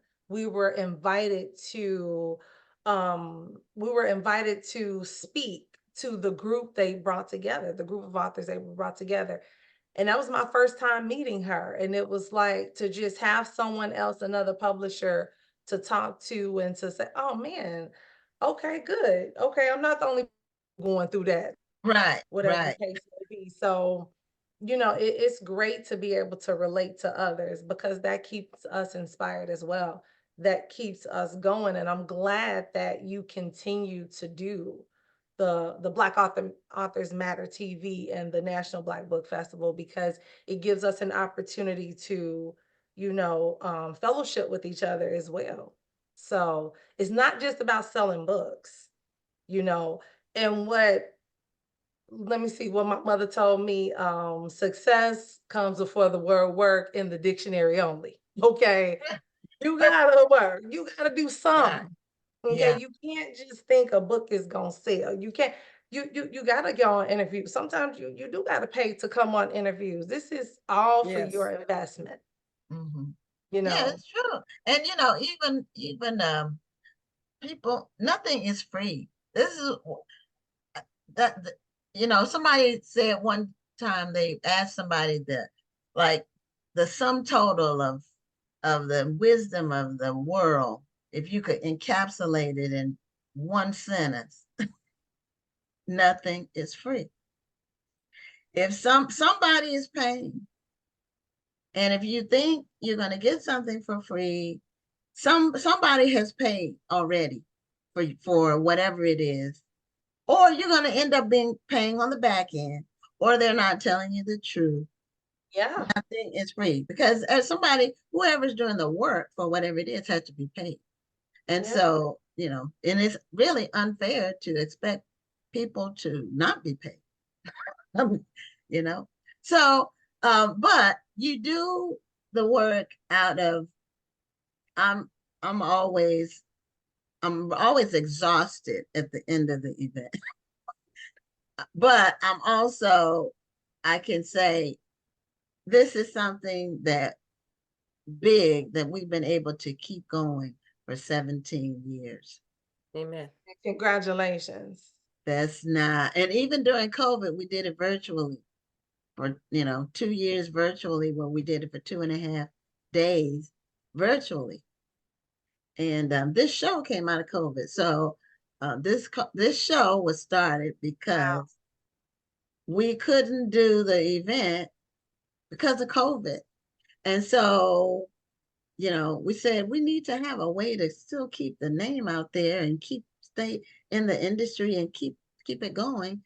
And it blossomed, and then it came out in July 2020, and we recently celebrated our 4th anniversary, and we've interviewed almost 700 people. I was looking at the calendar to see when we're at 675 right now. So the 700 is not far off. And so, wonderful. Yeah, it's been great. And I will say, Rhonda has really become my ride or die chick. We not only do we do the show, but we've gone on the road now. And when in New Orleans, we just came back from New York, and we're going to be going somewhere else. Oh, next year we're going to Atlanta for sure. Yeah. For the National Book Club Conference. And so one of these days I'm going to get her to DC. I know, right? What's up, Scott? Gwen, why you been to DC? Trying, because the first quarter is always a tough quarter. That's when, and that's when the event is. But I'm planning the first quarter of the year for business wise is always the tightest quarter. So for me, so but it's in my plan for next year. It's in there. So I'm hoping, and see, and then it's cold, so I have to make sure I have clothes and everything. Yeah. I don't wear cold weather clothes here. Even the coat. I bought a coat. When did I buy that coat? And it's a nice coat. It's the down It coat. wasn't that cold when you came to DC, was it? It was not. And that's why I was trying to think, like, but you live in Chicago. So well, you're right. You got right. She'd be freezing. She's in Houston. Windy City, you got yeah, and I've been to Chicago in the wintertime. But anyway, I bought a coat. I bought that coat for sale, and I always buy them on sale because we don't wear coats. I have worn that coat one time in 3 years, and see, in another year or two, I'm gonna need to buy another coat so I can be in style when I go somewhere cold. It's funny. Anyway, but I do have a plan, Rhonda. I do have a plan to come. Okay. You gotta get out there to DC with us, because I love the Literary Black Book Festival. It's been nice. Right. I was gonna come in 2020 to the Zeta conference, the Zeta Boulé, and then COVID happened. So that got canceled. So I haven't been able to get back there. We did go to Philadelphia in 2022. We did. We went to Philly. It was in the summertime, though. Yes. So yeah, well then Gwen probably ain't coming to the Chi-Town. If I come to Chicago, it's gonna be in the summertime. Oh man. It's not gonna be in the wintertime because y'all have some serious cold weather, and I don't have all those layers and all the boots and scarves and hats and muffs and gloves, and you have to wear 3 layers of clothes. So, but in the last 5 minutes we have, tell us about, you're going to be participating in the publishers panel at the festival. So just give us a little tidbit about what you're going to be sharing on the publishers panel. Yeah, well, for sure, I'm going to be sharing this from Publishers to Projects. I said from publisher to projects, from projects to From publisher. Publisher's am- project. The publisher might send you to the project. I know, right? Anyway, go ahead. Go ahead. Yeah, but yeah, I'm gonna be sharing some tips for authors because there are a lot of self-published authors at the event. So just sharing with them some of my do's and don'ts, some of the mistakes I made, some of the things I do now, and then also just to introduce them to what the world could be in having a publisher, and the services that we can provide. A lot of our authors, they're not just publishing with us because they want to publish a book. It's they believe in what the literary community we are trying to build. They believe in the support. They believe in the things that we're doing. So just to share with them our side and our perspective of publishing, and also to help them, we could be of support to them even if they don't choose to go with a publisher. We have a whole team that we bring together for them. We throw yearly author events for them. But yeah, again, we'll just share with them some of the tricks and tips of this book, and then just to also, again, share with them what we do and how we do. Okay. And I think like every year you come, somebody ends up publishing with you. At least one or two people end up publishing with you. You and Julia both. That's true. That is true. Yes. Mm-hmm. Yes, actually, yeah. I think I think we have maybe we've been there maybe 3 years, 3 or 2 years. Mm-hmm. And we have about 3 authors that we've published from the National Black Book Festival. Yes. Yeah, because I think part of it too is because not just because you're a good publisher, which you are, but the fact that you all treat each other like family and you cheer each other on and you get along with each other. And that is something I know Mark told me touched him. And that was why he wanted to sign with you, because he wanted to be a part of that village, the way that y'all love on each other. And I think that's a beautiful thing. Yeah, being a part of something that's huge. Actually, I'm gonna be talking to Mark in a minute after this, but yeah, it's a whole family, and we want to support. It's just like joining the sorority or fraternity. Not that we're that, but you join a sorority and fraternity because you want to offer what you can and to be a part of something as well, something bigger than yourself. And so that's what this company has been. Yeah. Well, we look forward to seeing you next month, and your crew that you bring with you. And it's going to be a great event this year. Once again, we're so excited about it. It's going to actually be the biggest festival that we've had in terms of authors. I will say one thing. Okay. Anybody who wants a copy of this book, I do have a code, NBBF. NBBF. If you use that code between today and Friday, you can get the book free shipping as well as an autographed copy. So for anyone who would like to use that code and get free shipping, just in case you're not going to be at the National Black Book Festival.